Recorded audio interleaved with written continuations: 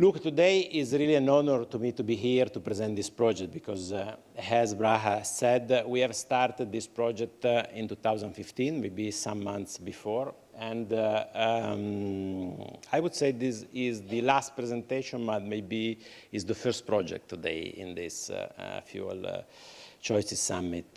Braha is right. We started as Fiat Chrysler Automobiles in alternative fuels, mainly working on CNG, natural gas. We are now an Italian-American company, Fiat Chrysler Automobiles, which is the union of former Fiat and former Chryslers. But we have started to work in Italy, for instance, in natural gas technologies since 1997. And because of an effective cooperation among public and private stakeholders, the Italian government, the Fiat as a vehicle makers, and some fuel producers in Italy. Nowadays, Italy is the first country in Europe in terms of alternative fuel vehicles. We have roughly 1 million CNG vehicles running in the country, and this is the highest number of alternative fuel in Europe. Another experience that I would like to share with you before entering in our project is the case of Brazil. Nowadays, I'm sure that there is only really one country in the world that has a choice in terms of alternative fuel. This country is Brazil, that every year is consuming 50% roughly gasoline and 50% ethanol. This revolution in the Brazilian transportation energy matrix happened because a company which is fully owned by FCA, which is named Magneti Marelli, developed in 2003 a software flex fuel sensor, which enabled at that time this alternative fuel in Brazil. And also there we have worked with the government in order to set regulations, in order to set some incentives, with the fuel producers, in this case, this biofuel, and the vehicle makers. So this model of three key stakeholders interacting effectively among them is key in developing alternative fuel. And by the way, we have seen also during these 2 days, which is a difficult project because, we are coming from 100 years of monopoly of oil. So this means that to develop a real case of alternative fuel is not simple. What I have found here in Israel is a unique case. When I met for the first time the friends of the Israeli Fuel Choices Initiative, we found both FCA and Case New Holland Industrial, which are also here and they will take part in the panel, a unique opportunity to replicate this model. We have found here a serious program with commitment coming from the government, and we have found a clear roadmap. In reality, we have started to work in CNG, which was the experience that we are having and we had in Italy. But by discussing with the Fuel Choices Initiative team, we have discovered this initiative about methanol. And so by chances, I've been also in Brazil, we understood that we could have leveraged both experiences that we had, one in natural gas and the other in alcohol flex fuel. So, first of all, in 2015, we signed this MOU with the Fuel Choices Initiative, and immediately later, we have signed another MOU with Dow Chemical. So again, here, we have found this unique combination of three key stakeholders working together.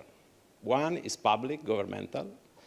Another one is private, dealing with vehicle technology. And the third one is, again, private, dealing with fuel technology.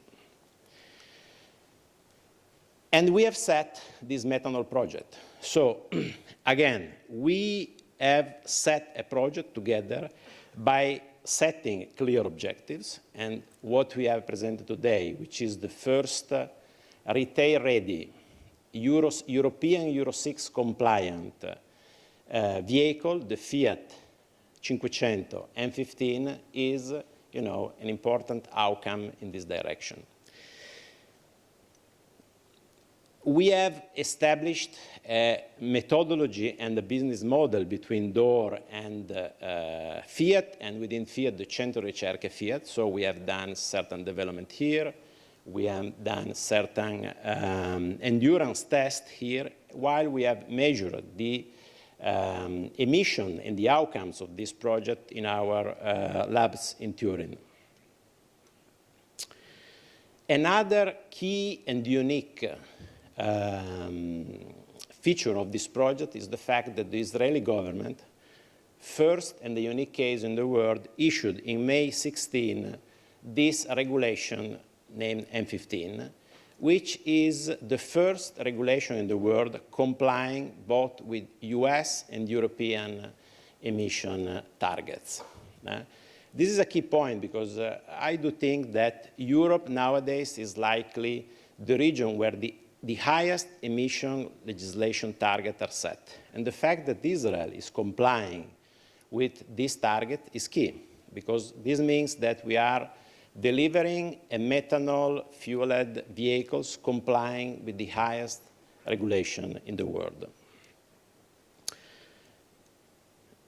What we have seen in this Fiat 500 M15 is that we have the same engine performance. Notwithstanding, we do know that by using methanol, you could also improve certain performances, which is the same situation that we are seeing in Brazil with another alcohol, which is a biofuel, the ethanol. But really, one of the most important features is that we have measured at least 2% CO2 reduction. You know the high attention that there are all over in the world. We have just surpassed the 400 ppm CO2 globally. But in general, every region is setting strict target for CO2.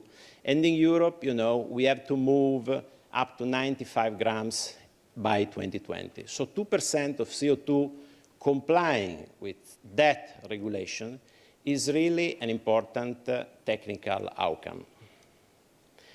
And not only CO2, because what we have measured is that all the other pollutants, NOx, THC, CO, and particulate matters, are below the Euro 6 standard, and also are better than the gasoline version. So the M15 version measured versus the same car running with 100% gasoline is delivering better KPI in terms of pollutants.